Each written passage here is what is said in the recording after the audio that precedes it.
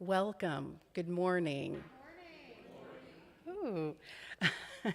I am Julia Morsher, music director here at Emerson Unitarian Universalist Church in Houston, Texas. Our beloved community of faith, reason, and affection welcomes all to grow in mind and spirit as together we build a better world. If you're joining us for the first time this morning, we extend a special welcome to you and invite you to fill out our visitor card so you can receive more information about Emerson and our activities. Again, welcome to all. We are a church in many places, some of us here at the pews and some joining us on YouTube from home or wherever we might be. And our world is a different one than it was in early 2020. Our worship service has changed accordingly. We're giving people choices in the pews as to distance between families and whether or not they would like to continue masking. We've put a few offering baskets at the front and back of the sanctuary for people to drop off their offering throughout the service rather than passing the plates. For those of us in the sanctuary this morning, let's take a moment to picture the dozens of friends, neighbors, and those we've not yet met who are taking part in this service on YouTube, either right now or later in the week, as their schedules allow. And please silence all cell phones. Following the worship service, folks in the pews may head out to the gathering place for snacks and beverages, perhaps head out to the courtyard and playground to chat, and we'll also have social time on Zoom hosted by Emersonian Marilyn Rambo. A chance for you to gather in smaller groups to discuss the service and what's going on in your lives. And now for our prelude by our guest pianist, Andrea Benavent.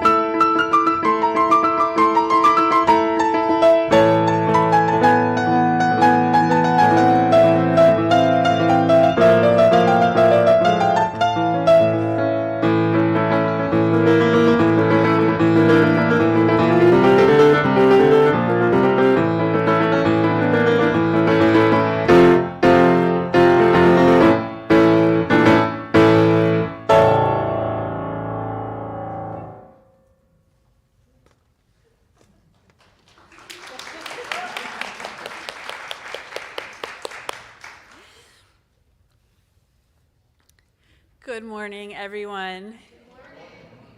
I'm the Reverend Michelle LaGrave, the interim minister of this congregation.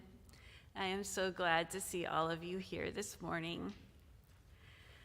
Our service today is part of the Soul Matters program, and the topic is vulnerability. As we work to create beloved community, we welcome all who would join us in building a better world with more love, more justice, and more peace. We welcome all who would join us in growing in mind, heart, and spirit. We welcome all who would join us in tearing down systems of oppression of all kinds. We welcome all who would join their purposes to ours in a loving spirit of right relationship. Whoever you are, wherever you come from, wherever you find yourself on your life's journey, whichever your pronouns, whether you've walked in or rolled in or dialed in, whomever you love, you are welcome here. You belong here.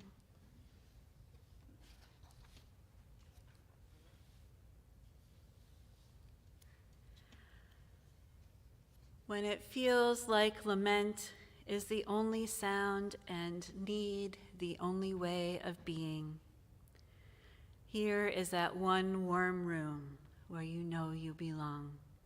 You know is waiting, open, ready. Here is that place you remember where you are remembered in this too cold world. This place calls now, softly. Come into the circle where you know that you belong.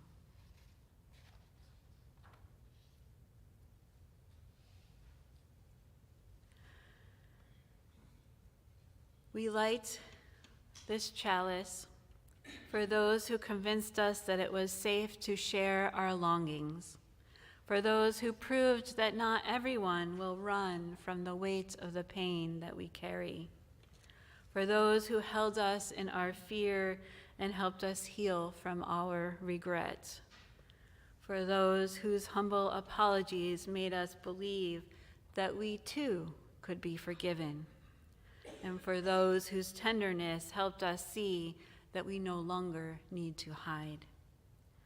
Our vulnerability frees us, it binds us, it makes holy the path we travel together. May this flame ever help us keep that in view. This morning, I also light our chalice in memory of Chuck Cornish, who died this past week, a beloved member of this congregation, spouse of Noreen Trauma, and we will keep Noreen and her family in our hearts and in our prayers.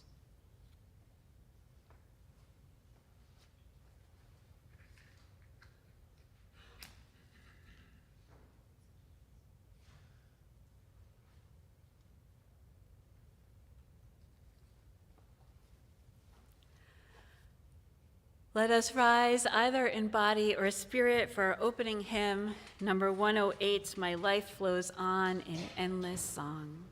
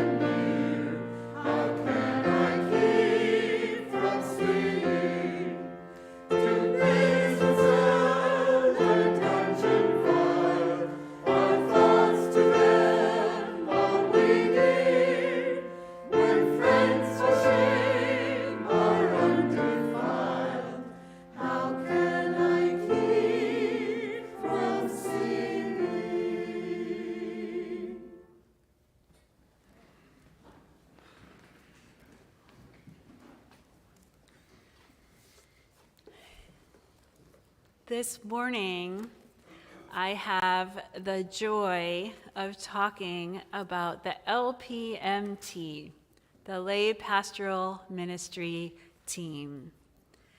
Some of you, I'm sure, know who they are and have made use of their services either now or in the past. For some of you, this may be new news. This is an amazing part of who Emerson Unitarian Universalist Church is. As you are a large enough church that it is difficult for your minister to do all of your pastoral care, you have this wonderful group of people who have gone through a 2 full-day training in order to learn how to do some of that care. Their work is to accompany with you through those times of life's challenges and transitions, through grief and death, through any of those difficult things that you would like someone to accompany you for, to bear witness, to listen, to have a ministry of presence, to be available. And if you would like to be matched with someone for the LPMT, all you have to do is let me know or let Ian know, or you can check out the weekly e-blast, and there is a place there where you can click to a form that you can fill out and say that you're looking for someone, and we will make that happen. So, this morning, I would like to introduce to you the team. We have 4 new members for a total of 8, which I am just tickled pink about. So come on up, everyone.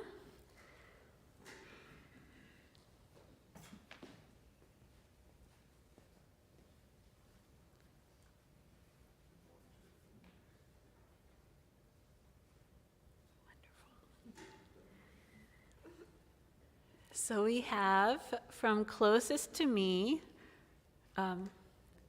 Lane Devereaux, Stephen Lipp, Dick Cheney, Lisa Rocket, John Hammer, Suzanne Miles, Mim Frater, and then Ian Sachs. So some of your team has been doing this for quite a long time. Stephen, Suzanne, Mim, and Ian were the current team up until a couple of weeks ago. Lane, Lisa, and John are brand new. And Dick is a former member who has rejoined the LPMT and also helped do some of the training this past time.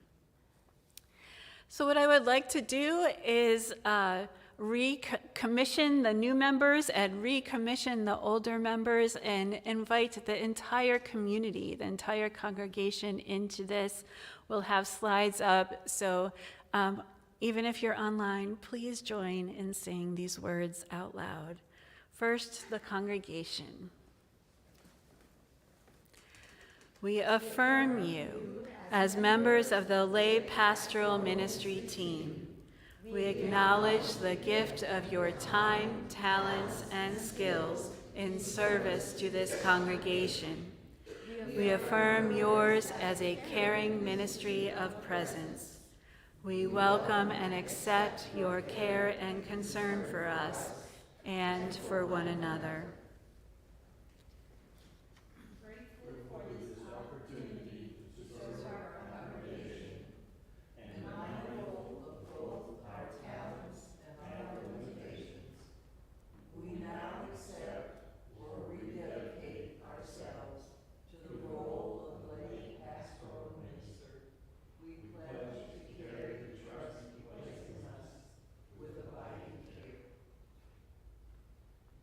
And the current members.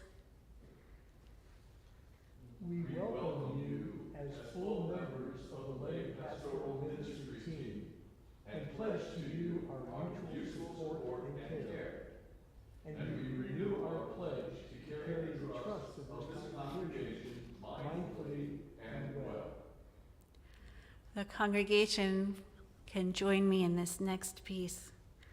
We pledge our support for your ministry and recommit ourselves to caring well for one another through the joys, sorrows, and transitions of human life.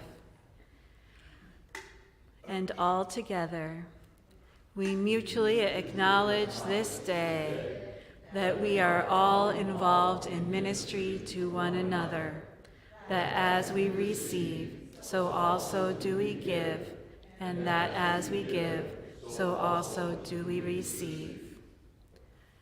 Now, Ian, who is the coordinator of the lay pastoral ministry team, will be handing out gifts. These are copies of Lifting Our Voices, which is the newest book of readings that has come out from the UUA and includes more diverse voices.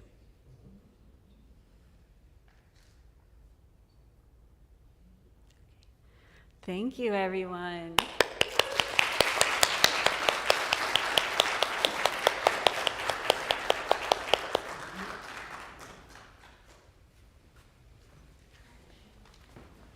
Giving out of what is our own is a transformative act.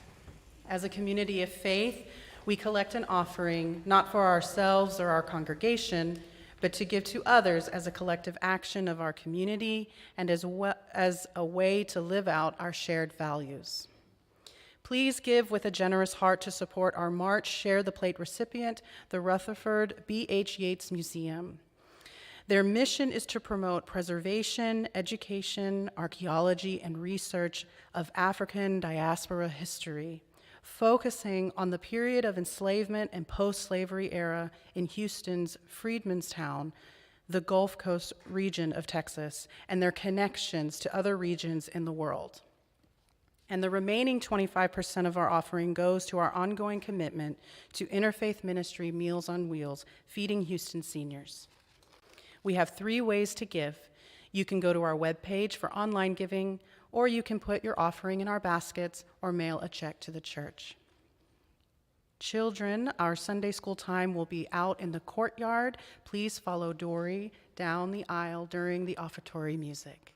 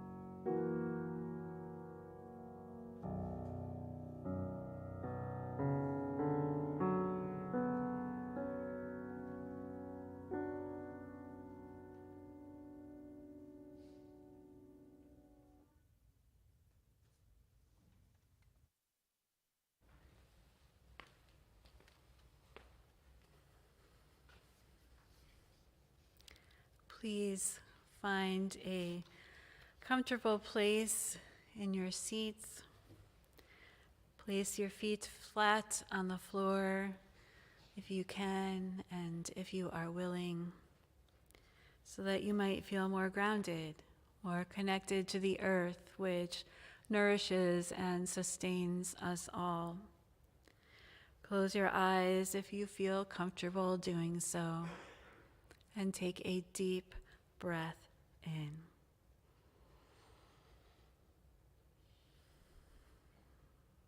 As together we enter into a time of meditation, followed by silence.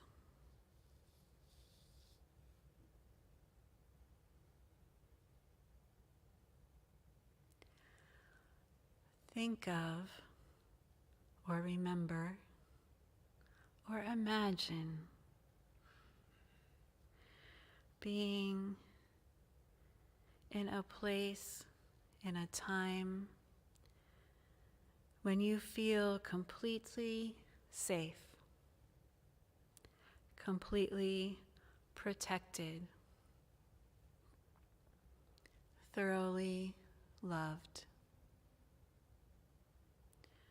Imagine this feeling of safety and protection wrapped around you like a blanket.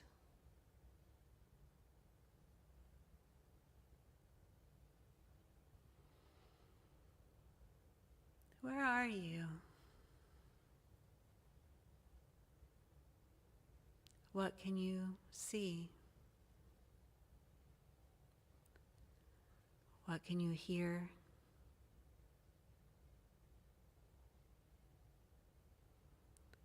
What can you smell?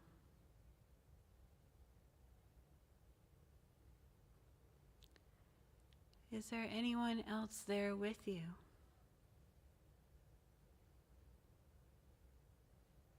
Who is it?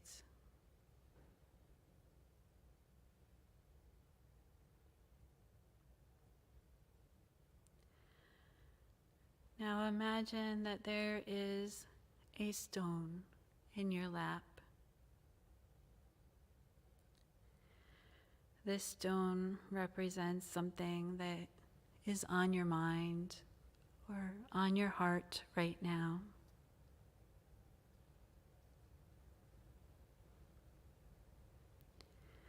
Pick it up and feel it, whether it is smooth or rough,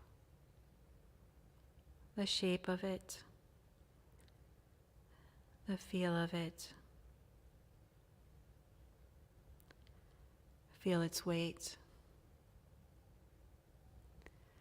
And realize that you do not have to carry this stone alone.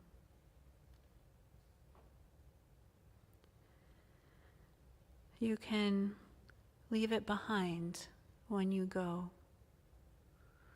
You can toss it away over your shoulder or into a body of water.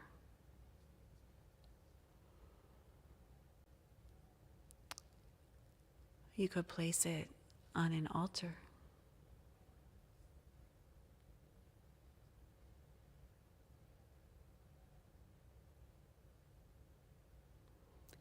You could hand it to a friend,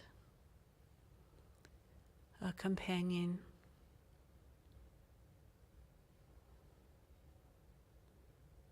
a member of your family, or maybe even God.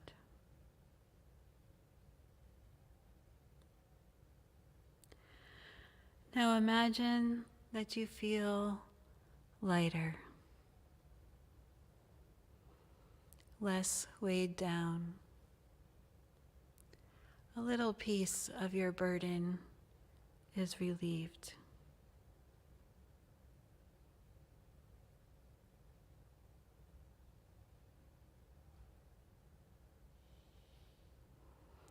Imagine feeling gratitude for this gift and passing the gift on. As you've received, so too you may give.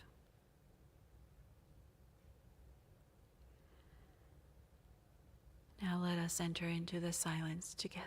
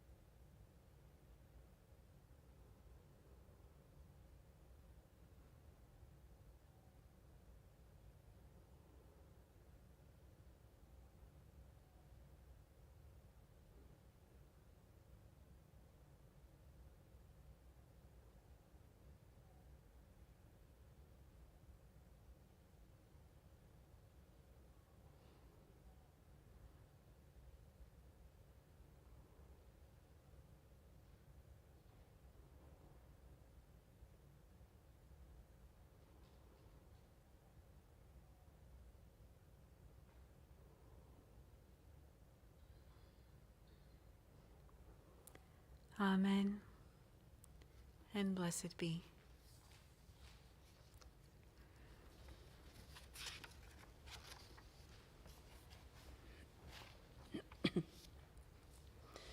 Out of our separate lives, excuse me. Out of our separate lives we come to travel this path together for an hour or a day, for a week or a month or a series of months and years. For this space of time we travel together, making much or little or nothing at all of the fact that another travels beside us. We can keep our eyes cast down, protecting ourselves from the pain we risk whenever we allow another human being to touch us, living safe little lives inside our sterile wrappings.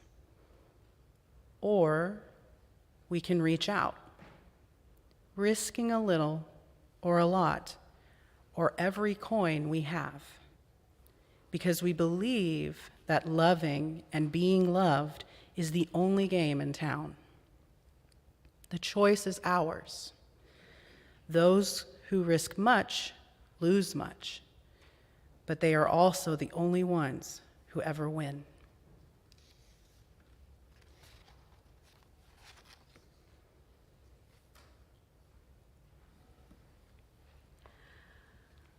Let us rise either in body or spirit to sing along for our hymn number 1054, Let This Be a House of Peace.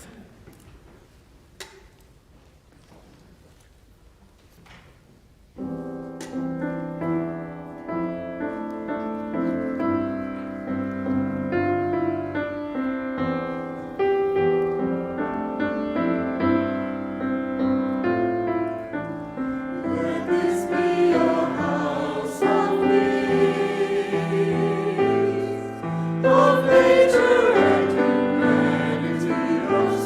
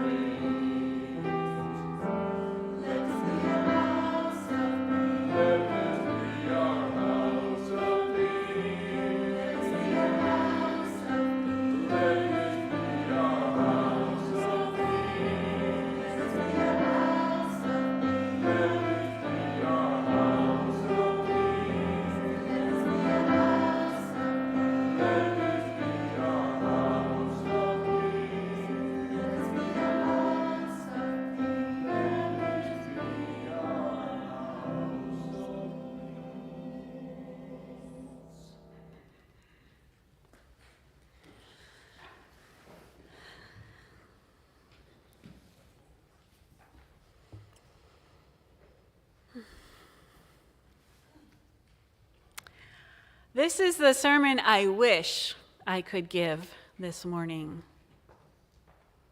Welcome. Welcome here into this house of peace and hope and healing, where all are safe, where all can feel equally safe, where we can bare our souls and all feel equally protected.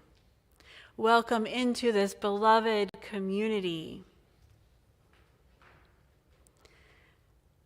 That's a sermon I wish I could give, but it wouldn't be true, not quite yet. We're working on it. We're working on it. But it takes time and patience and practice and emotional intelligence and the ability to manage conflict, to work through conflict. So much that is not quite there yet. My vision is a little utopian. That's the problem with being a minister. Someone famous once said that's usually our issue, is that we have this vision of the world as it should be, and then we have this vision of the world as it is, and we get stuck. We get trapped in between the two, which can be a painful place to be. Our topic this morning is vulnerability. Vulnerability. Wouldn't it be amazing if we could all gather here together in this community of faith and feel equally able to be vulnerable with each other, to be safe while we are being vulnerable with each other, sharing our problems and issues and deepest concerns, and even who we are on a very basic level. Here's the problem. For some people, vulnerability is a choice. When you have a certain amount of privilege, when I have a certain amount of privilege, we have the ability to choose if, when, and how we are going to be vulnerable. And with whom? Not everybody has that choice. So I'm going to go through several examples. Black Lives Matter has been going on for quite a while now, right? Many UU churches fly Black Lives Matter flags. Many UU churches are mostly white in makeup and demographics. How many of us who are white have chosen to hang a Black Lives Matter flanner? That's a flag and banner combined. Flanner. How many of us have chosen to hang those up on our houses, on our flagpoles, in our windows, in our yards? And if we have, why or why not? Is it scary? Would it be scary? Does it make you feel vulnerable by any chance? Might we worry that the flag or banner be vandalized? And yeah, it probably will be. There's a high chance of that. Could the house itself be targeted? Might we worry about gunshots ringing out or our windshields on our car being bashed or any of those sorts of things if we as white people chose to hang up Black Lives Matter? Now I'm combining matter with flag and banner and coming up with an entirely new word.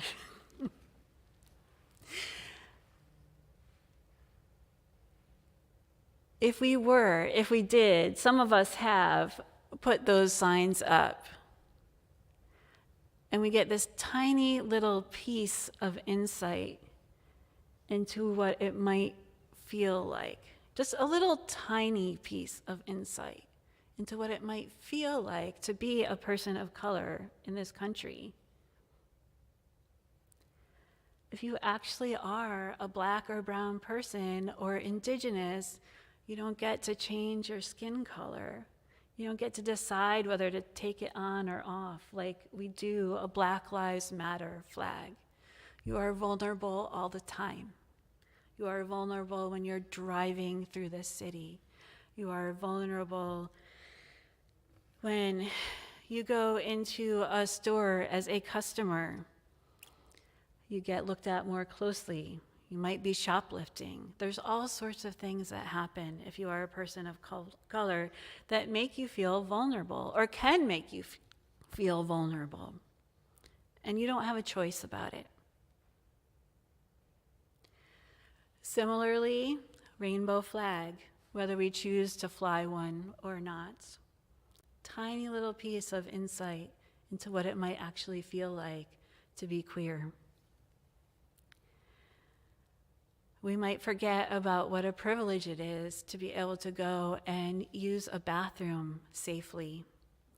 Right now, there's all sorts of legislation across the country talking about the possibility of banning people from using a bathroom other than that of the sex that was assigned at birth that is written on your original birth certificate. So imagine this. We're gonna use you use love to be rational and logical. So we're gonna go through a little bit of logic here, right? Okay? So imagine you are a person who is transgender. And, well, I'll use in my example, my family. My spouse is transgender, female to male. So if he were to go into certain states, Arkansas is considering passing a bill where you can only go into the bathroom that matches your original birth certificate. And if there is a child present, if you go in the one that matches your gender identity, you can get arrested for endangering a child. Endangering a child for going to pee. Okay. That is vulnerability. So for Micah, we're worried we're going to run out of states where he can go to the bathroom and not get arrested. Because technically, although he might pass as a man, if he goes in the men's room, he would actually be breaking the law. If he goes in the women's room, how many women do you think are going to be happy about that?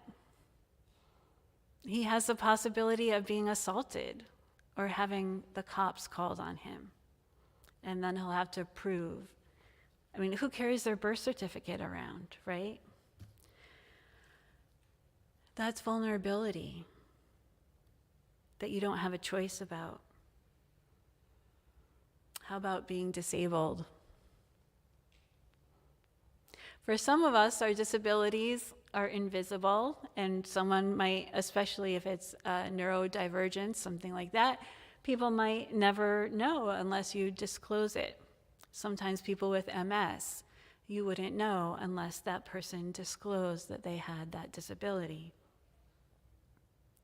But what if you have a service dog? It's pretty obvious, right? That's an example. That's my example. And I've noticed how differently I am treated if I were to run into a store quickly without my dog compared to when I go in with my dog. Completely different experiences. What if you are disabled and you have that permanently on your car because that's what your license plate says you are? Or the tag that you hang from your rearview mirror? It's a public sign that you have some vulnerability to you somehow. And women don't go shopping late at night and put signs on their cars out in the parking lot saying, "I'm a woman." Like, how vulnerable would you feel if you did that? I actually had this experience in Texas where a male driver in a pickup, a large male driver in a pickup, cut me off in a parking lot and then followed me until I parked and got out to go in the store and gave me a lecture because he thought I wasn't driving the way I should be driving, although he was the one that cut me off. And that lecture was about how I have a disability plate on my car and I shouldn't be driving the way I'm driving. That was scary. It was scary. I didn't have a choice. I was vulnerable. I didn't have a choice about vulnerability in that situation. What about if you are unhoused, if you don't have a home? There are places where they are criminalizing homelessness. You can be socked with all sorts of fines for hanging out in public areas and forced to go live in some kind of government encampment instead. So what I'm trying to say is vulnerability is intimately tied to privilege. There's a lot of this in the news that you can Google later on if you want to look it up, about Brene Brown specifically, because she talks about vulnerability. She's one of our Houston highlights, right? About the courage it takes to be vulnerable and how we can gain intimacy from being vulnerable. And while yes, that's true, she is speaking from her social location of a white woman, right? We can choose most of the time when and how to be vulnerable. And there's a lot out there in the media that you can read, a lot of criticism from Black or other authors who are people of color about Brene Brown's work because of exactly this issue. So, I'd like to circle this back around to the lay pastoral ministry team. We are a beloved community in formation. We're not there yet, but I think I can say that every single one of us has that as an ideal. Some of us might have more of an idea of how to get there than others. Some of us might have a clear roadmap in our heads.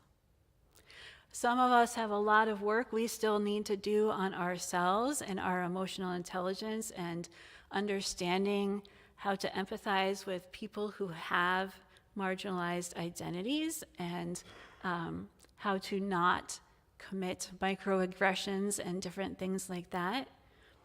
Others have done a lot more work. None of us, though, are perfect. We're all still working. We're all still in process. We're all still in formation. That's not necessarily a bad thing. So this sermon is not meant to be a downer. It's maybe a reality check, right, about where we are right now. But I still have that element of idealism.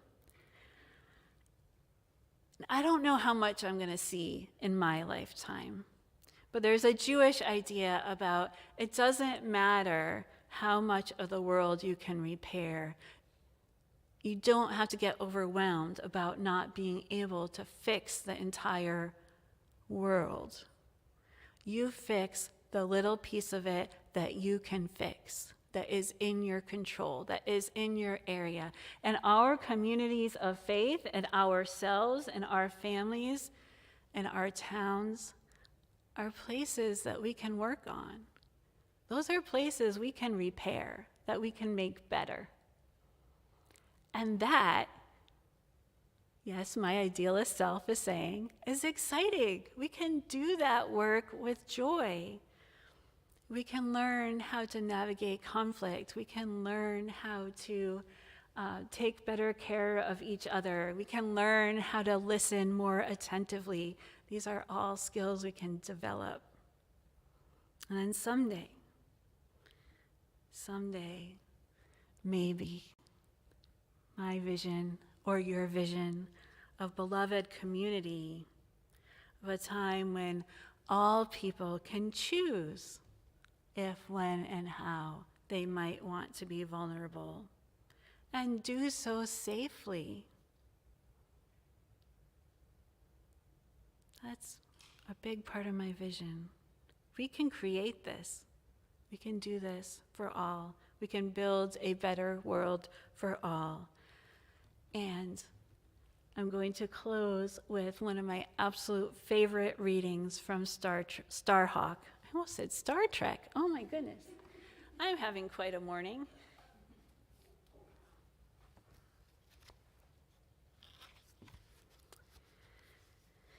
This is from the book that the LPMT just received.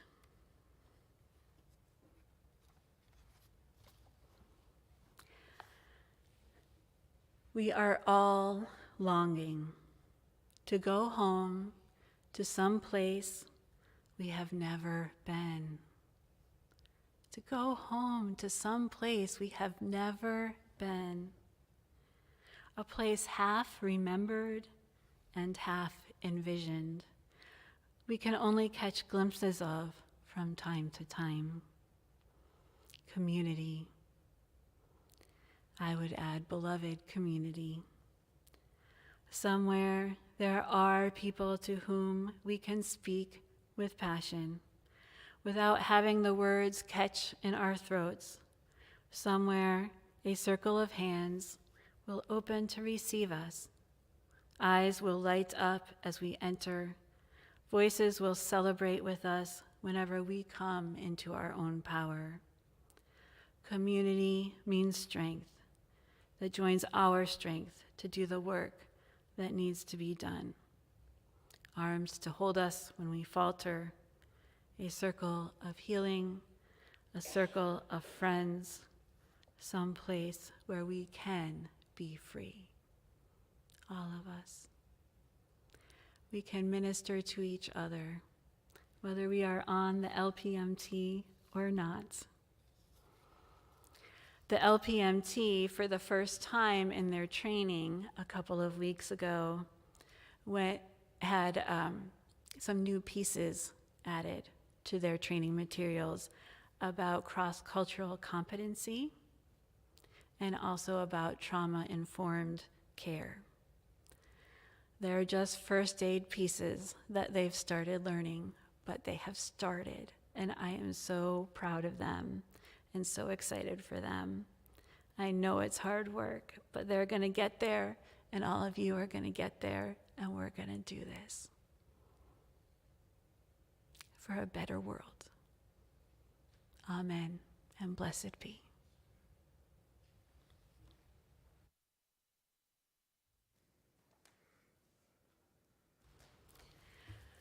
Let us close by singing number 170, We Are a Gentle, Angry People.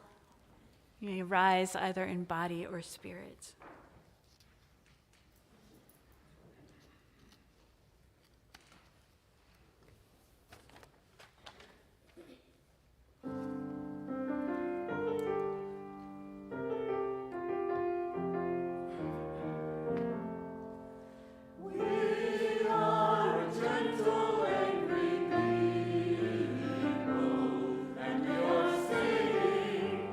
Singing for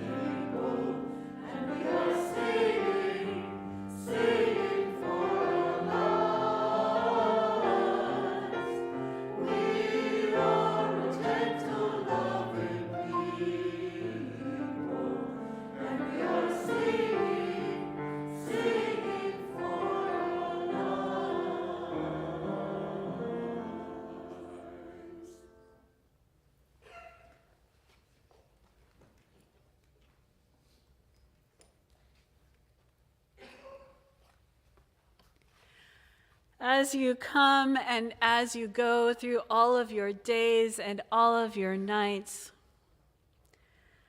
go with peace in your hearts, kindness on your lips, and compassion at your fingertips, blessing all others as you yourselves are now blessed.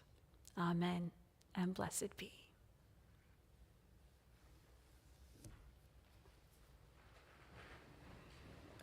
Before we do our postlude, I just want to say that we'd like to sing "Let This Be a House of Peace" again for our postlude as an affirmation and a goal of what we strive to be. And so please feel free to remain seated, but if you'd like to sing with us again, we'd love for you to join us.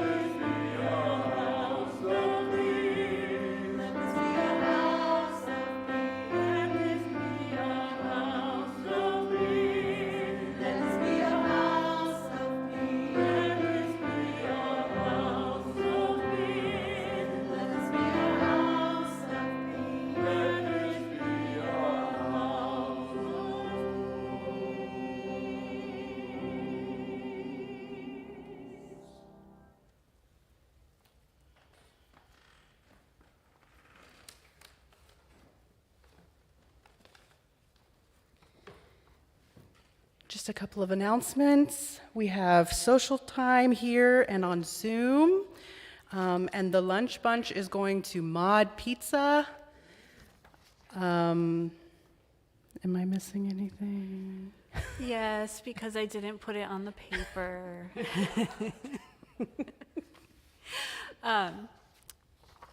Life crisis files.